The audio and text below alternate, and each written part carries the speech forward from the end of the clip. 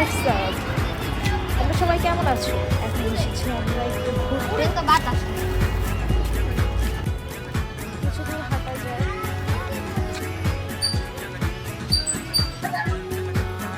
আজকের ব্লগটা খুবই ছোট হবে, খুবই ছোট। আজকের দিনটা খুবই সুন্দর। আজকে ফ্রাইডে।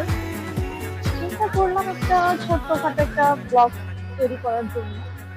এর জন্য বেশিক্ষণ থাকবো না, আজকে অনেক মানুষ এখানে ছাদে।